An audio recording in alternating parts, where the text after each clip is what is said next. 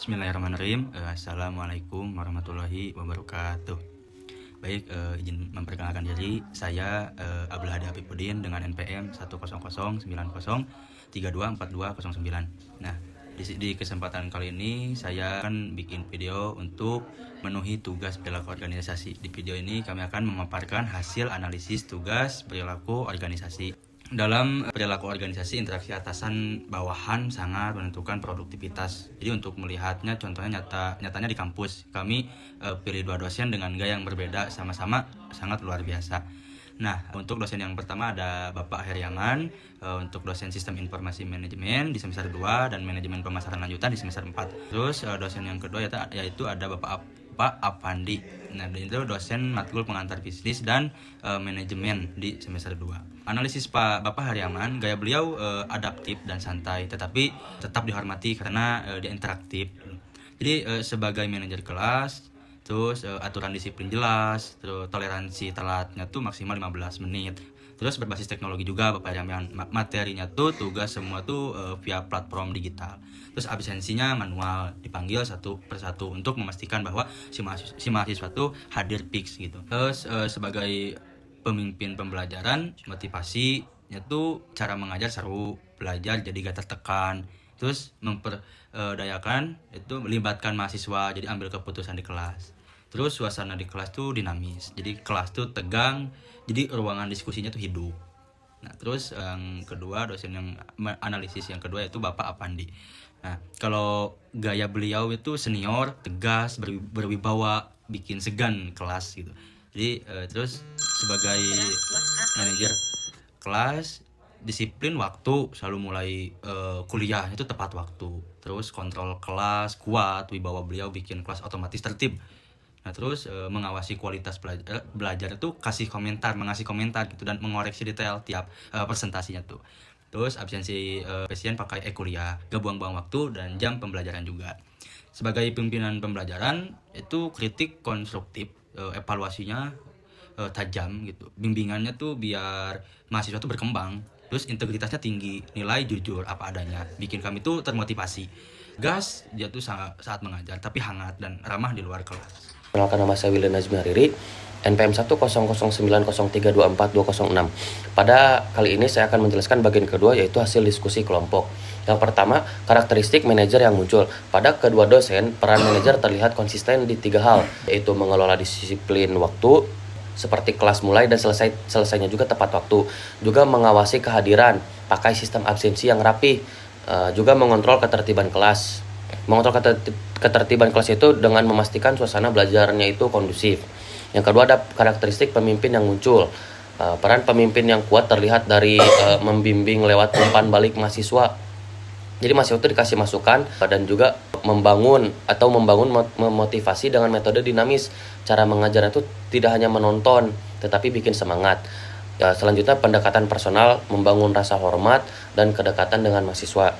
Kemudian karakteristik yang beririsan, yaitu penegakan kedisiplinan kelas.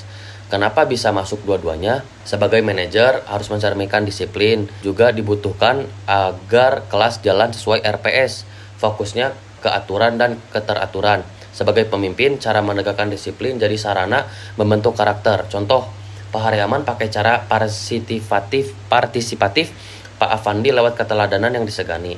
Intinya, disiplin bukan cuma soal tertib, tapi juga ngelatih profesionalisme mahasiswa untuk dunia kerja nantinya. Selanjutnya adalah bagian hasil kelompok.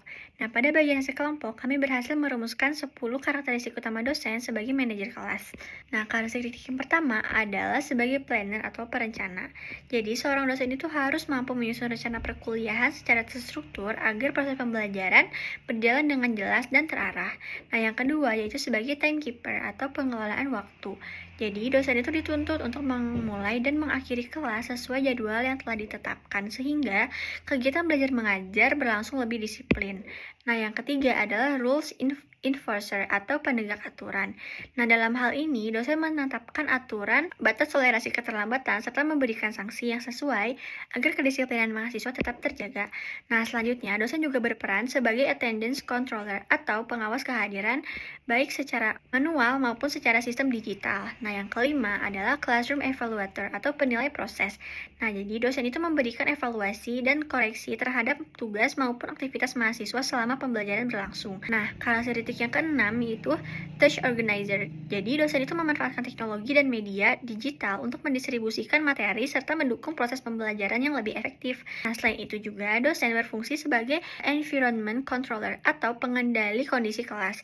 Nah, peran ini tuh penting untuk menjaga suasana kelas agar tetap kondusif, tenang, nyaman, dan aman bagi seluruh mahasiswanya. Nah, karakter berikutnya adalah objective grader atau penilaian yang objektif. Nah, jadi dosen itu memberikan penilaian secara adil dan jujur berdasarkan indikator kinerja mahasiswanya. Nah, kemudian dosen juga berperan sebagai activity monitor atau pengawas aktivitas. Jadi, dosen itu memastikan jalannya diskusi kelas tetap fokus pada topik yang sedang dibahas hingga tujuan pembelajaran dapat tercapai. Nah, terakhir, dosen berperan sebagai research manager atau pengelolaan sumber daya. Nah, jadi dosen itu mengatur pembagian kelompok presentasi, alokasi waktu, serta berbagai sumber daya yang diperlukan selama proses pembelajaran. Baik, perkenalkan nama saya Salwa Mahpudsa Putri dengan NPM 10090324218. Di sini saya akan menjelaskan yang bagian 3 yang hasil diskusi kelompok. Ini ada 10 karakteristik dosen sebagai pemimpin pembelajaran. Yang pertama ada inspiration educator. Jadi menginspirasi, artinya mengajar dengan metode yang seru dan menyenangkan. Terus yang kedua ada constructive mentors atau membimbing. Jadi ini tuh memberikan kritik yang membangun saat evaluasi presentasi. Terus yang ketiganya ada adaptable communicator. Jadi komunikasi adaptif yang mampu menggunakan pendekatan komunikasi yang dekat dengan mahasiswa seperti gaya Genji. Terus yang keempatnya ada empathy leaders, berempati. Artinya menunjukkan keramahan dan kehangatan personal di luar jam akademik. Terus yang kelimanya ada student empowers, artinya memberdayakan. Jadi melibatkan mahasiswa secara aktif dalam keputusan kelas seperti penentuan sanksi keterlambatan. Terus yang keenamnya ada menjadi role models, artinya menjadi teladan. Jadi mencontohkan nilai integritas, kejujuran, dan kedisiplinan nyata. Terus yang ketujuhnya ada atmosphere shifters atau pengubah suasana. Artinya mampu mengubah ketegangan menjadi ruang diskusi yang aman. Terus yang kedelapannya ada mempengaruhi secara positif atau positive influencer. Jadi mampu membuat mahasiswa tertib atas kesadaran rasa segan, bukan paksaan. Terus yang kesembilannya ada talent motivator. Artinya memotivasi. Jadi mendorong mahasiswa memberikan performa akademis terbaiknya. Terus yang terakhir ada respect earnest atau membangun rasa hormat. Jadi ini tuh dihormati karena kualitas kompetensi dan kepribadiannya. Cukup sekian dari saya. Assalamualaikum warahmatullahi wabarakatuh. Perkenalkan, nama saya Nadia Sari Rahayat dengan NPM 190324004.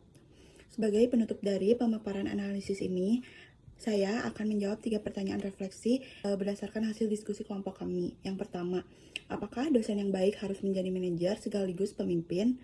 Jawabannya adalah iya. Karena keduanya, jika dosen menjadi manajer yang baik tanpa jiwa pemimpin, kelas akan sangat tertib secara administrasi, namun terasa kaku, dingin, dan membosankan karena mahasiswa bergerak hanya karena takut aturan. Sebaliknya, jika hanya menjadi pemimpin tanpa kemampuan manajer, kelas akan seru dan akrab, tetapi berpotensi kehilangan arah, tidak disiplin, dan target kurikulum tidak tercapai. Kelompok kami menyimpulkan bahwa kombinasi keduanya adalah formula terbaik. Yang kedua, karakteristik dosen seperti apa yang paling membantu Anda dalam proses belajar? Yang paling membantu kami sebagai mahasiswa adalah gabungan dari cara mengajar yang seru, interaktif seperti gaya Pak Haryaman karena mengurangi tekanan mental saat kami di kelas, ditambah dengan evaluasi kritis secara penilaian, jujur dan apa adanya seperti gaya Pak Afandi yang membuat kami tahu persis apa yang harus diperbaiki ke depan. Dan pertanyaan yang ketiga yang terakhir, Karakteristik apa yang paling penting dimiliki dosen di era pembelajaran saat ini? Di era saat ini, kelompok kami melihat hal paling penting adalah perpaduan antara adaptabilitas teknologi sebagai manajer.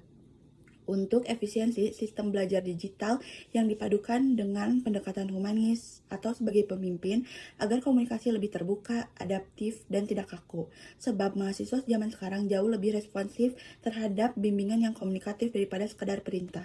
Sekian pemaparan tugas refleksi dari kelompok kami untuk memenuhi tugas mata kuliah perilaku organisasi ini.